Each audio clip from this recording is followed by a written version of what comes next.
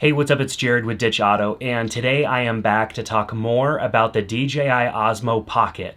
You know, in the last video that I put together, I got a little bit of negative response because I didn't really enjoy the device.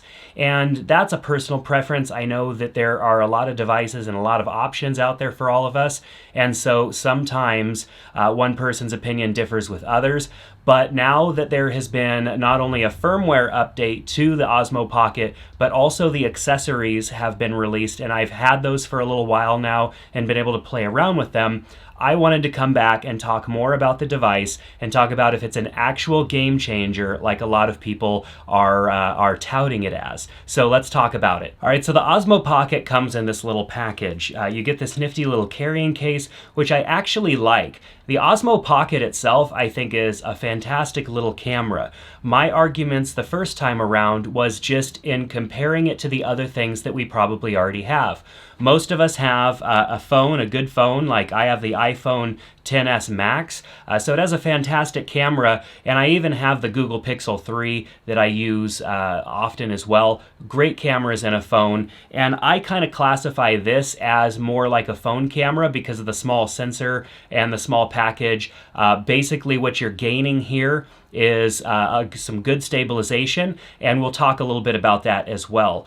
So there's a few other things that this little camera definitely can do that a phone maybe can't, and that is the pro features that have been added to the little camera, and that really has changed my mind, I would say. Now, one of the things that wasn't available before the firmware update was the different color profiles that you can put into pro mode on this camera and color match your footage, because most of the projects that I'm shooting aren't going to be just on an Osmo Pocket. They're going to include footage from a variety of other cameras, and so I want to be able to color match. Some of you might not find that to be an issue or something that you care about, but for me, I do, and considering that DJI touts this as a pocket camera that can capture cinematic moments, it needs to have those kind of features, and since they added those features, I'm really glad about that. Now, the accessories are another thing, and I've kind of just been storing my accessories in this little lens holder for lack of having anything better to store them in. But I bought the accessory pack. I have some other things here on the table I'm going to talk about along with this video, but we're going to focus more on the Osmo Pocket here at the beginning, and we'll talk about comparing it to a few other things and some of the accessories that I've even added into the mix to make the experience of the Osmo Pocket even better. But the main one that we were all holding out for was basically this clamp bracket that allows us to attach a tripod or something to the Osmo Pocket to hold it steady. The Osmo Pocket will stand up on its own, but you can't do a time lapse for a long period of time and leave the camera unattended. You're going to come back and it's going to have toppled over. A lot of people, and I even said this in the last video, would set it in the case and then set the case down, but that's not any better. The case is rounded, and it's actually even easier to tip it over sitting in the case. So anybody who got on me about using the case as a stand, I don't know what world you live in. There's wind, there's all sorts of things, there's kids, there's every sort of distraction and thing that can come by and disrupt your little camera and tip it over. The Wi-Fi stand is also fantastic because you couldn't charge, say you were standing it up like that and you're not going to buy any accessories. Now you can't charge it, which means you're limited to the length of time lapses and stuff that you can do because you can't plug a charger into the base of it. But if you use the Wi-Fi adapter, now the charging port comes out the back, and now you can connect to the Osmo Pocket wirelessly without having to have it plugged into your phone to make any changes or adjust the camera, aside from using the tiny little display to do it, which I consider using the display to make adjustments on the camera a last-ditch effort. If you forgot, I mean, I'm glad that you can touch the screen and make changes to the settings, but it is not a very enjoyable experience considering the fact my finger is just about exactly the same size as that screen, and so that makes it challenging for me to tap on each of those little quadrants, and I'm constantly tapping and making a change that I didn't mean to make, so that tends to happen quite often. So the Wi-Fi adapter is great. I haven't messed around with it too much, but I do like this additional adapter that allows you to move the head around. You can switch here between moving it up and down and left and right, which is cool. That's just really simple switch there. Although I have found when I've been using this, you have to use this switch mid-movement so it absorbs some of the vibration, because I've been switching it without the camera moving, and not only can you hear the switch go off as you're switching it, but you introduce a little bit of camera shake in that instance. And then you get 2 additional buttons here, which is awesome as well. So let's take a look at a few of my setups here that I've kind of started messing around with. I've been using the clamp a lot more because I find it just being a lot easier for me to use this device in the clamp, mounting it to something else. I see this as something that's either kind of a run and gun device that I will just grab and go and get a couple of shots and put it away, or I'll do really cool time lapses. Yes, I have my phone and I can do time lapses from my phone, but my phone is constantly getting messages and stuff like that, which is causing issues. This type of device here is great because it's standalone. You don't have to worry about it. And it also has time lapse and like a movie lapse type version. I can't remember the exact name off the top of my head. One version will automatically create you a time-lapse video file that's ready to go. However, it is a smaller format. It's like 1080p, which is okay. It's good for sharing online, but it's not good if you're wanting to do a 4K project. But then if you put it in time-lapse mode, it's actually taking photos. So every time in the time-lapse, the interval, whether you have it set to 1, 2, 3, 5, 30 seconds, whatever the interval is, it's going to take a photo, and then you take that batch of photos and you drop it into your video, set it to 1 frame per photo, and then you have your time lapse. So that's my preferred kind of go-to mode. And when I set up the bracket on here, I set it so that I have enough room to slide the Wi-Fi adapter onto the bottom of it. You can kind of position this bracket almost wherever you want. So you'll want to position it in a way where you're going to be able to fit the Wi-Fi bracket on the bottom of it. Because if you want to check in on your time lapse or anything like that, you're going to want to do that Wi-Fi, because the screen is so tiny that it's almost impossible to see what's going on. And you get up super close to it, you may cast a shadow into your time lapse or something like that. So having this connected like so, and then just opening up the app on your phone and reconnecting to the device and seeing where it's at is kind of the best route for me. So I take this and I'll actually mount it to, I have this GoPro tripod mount here, which has a 1/4-20 in the bottom of it. And I'll take that and mount it on here like this. And then I can mount this to one of my favorite tripods, which is the Manfrotto Pixie. And so I'll just go ahead and screw that onto the base like so. And then I can position my camera, and boom, I am ready to go. I can set this however I want.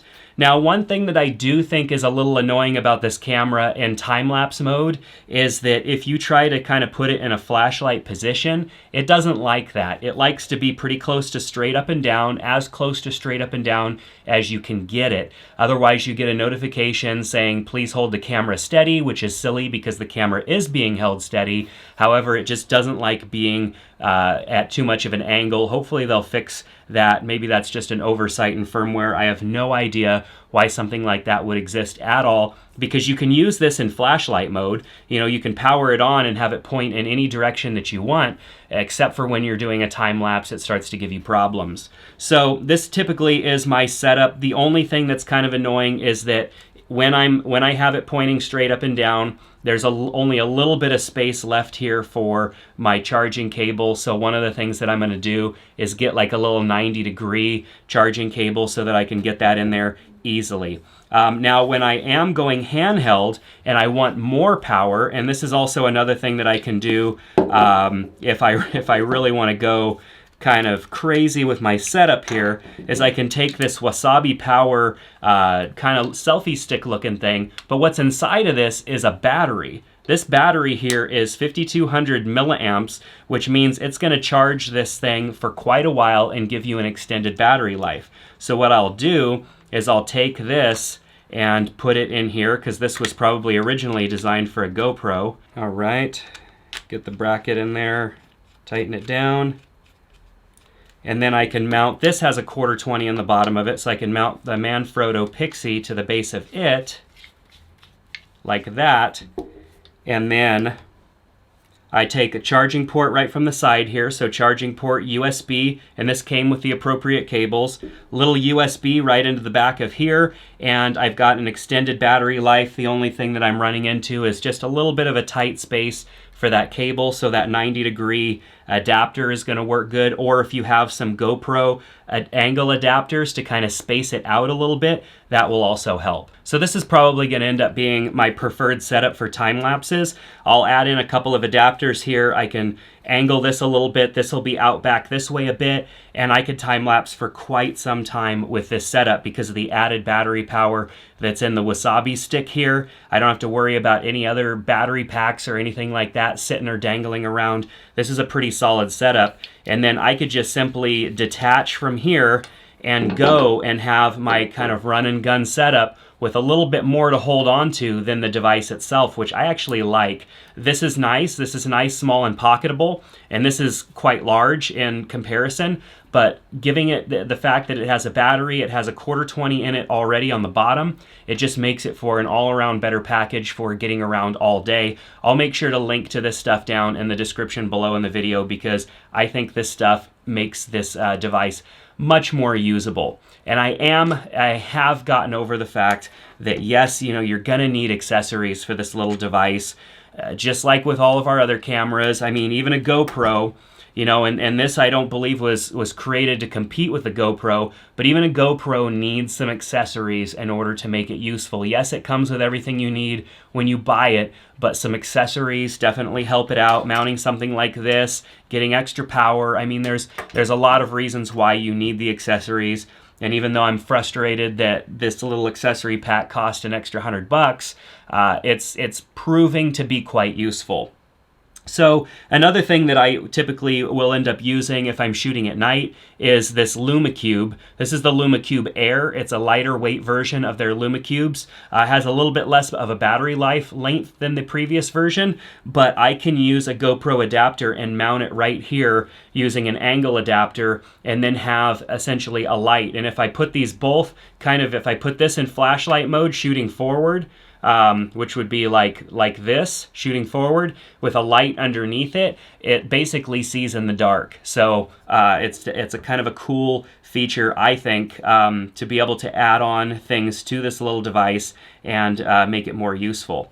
So with that said, there are a couple of things that I find comparable to this device, and like I said, I think the novelty of the device itself, the novelty of this little guy is the simple fact that that it is standalone. It's not it doesn't have to be connected to your phone all the time, so you're not worrying about you know, phone calls and stuff disrupting your video shooting. But this right here is probably one of the best things that you can get for your smartphone. This is the Movi from FreeFly Systems, and if you want to shoot with your phone, if you're considering, like, do I get an Osmo Pocket because it's going to cost me $400? Do I get something like this, which is $300, I believe, and just use your phone? That's what it's really going to come down to, because if you put your phone, like if you put your iPhone or higher-end Android on a gimbal, you're essentially getting just about the same quality that you're going to get out of this little guy. I do think that the sensor is a little bit better on this than the top-line smartphones that are out right now, but if you want to save yourself some money and use something else like this Movi, you can download the app Filmic Pro and get essentially all of the pro features that the Osmo Pocket has. So there's alternatives. Don't feel like you are stuck in a world where you're only going to be able to use these little things and have to have tons of different cameras you can make do. And I think that's what my comments were in the last video. I just didn't go enough into detail on why I believe that. So the Osmo Pocket's great. I've been showing you some footage in some different situations throughout this video, and so I hope that this video has been informative. There are a lot of videos out there on the Osmo Pocket. It's a great little camera. It just really comes down to whether or not it's going to add value to your life when it comes to creating memories and filming and doing all of that stuff. For me, I don't think this is going to replace any of my bigger stuff. This might be a grab and go thing for fun little, last minute jaunts with the family where I don't want to grab a bigger camera, or I don't want to carry this thing around, which is a little bit more, this isn't pocketable like this is.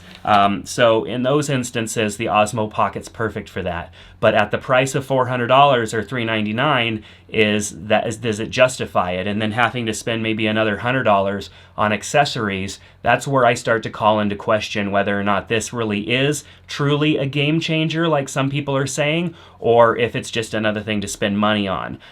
Whether or not something is a game changer, I think these days is very specific to how I would use it and very specific to how you would use it. So analyze yourself and your situation before you go out and spend a bunch of money on something that you may or may not use all the time. You want to make sure that you're going to get good use out of your technology. So that's going to do it for this video. I hope that you enjoyed it. Make sure to subscribe to the channel here on Ditch Auto if you enjoyed the video. Give us a thumbs up, and we hope to see you back here in the next one. Take care.